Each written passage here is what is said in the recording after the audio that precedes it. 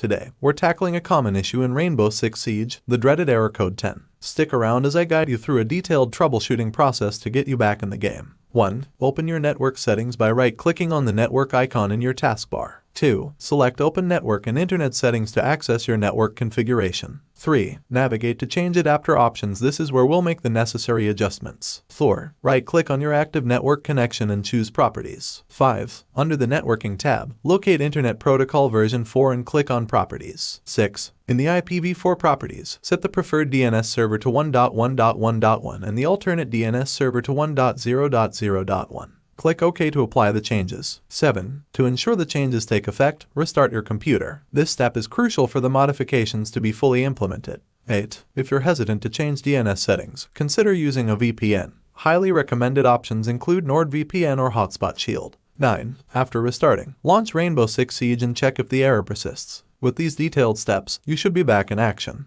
If you found this troubleshooting guide helpful, don't forget to leave a like, drop a comment, and hit that subscribe button for more tech tips. Thanks for tuning in, and I'll catch you in the next one. Peace.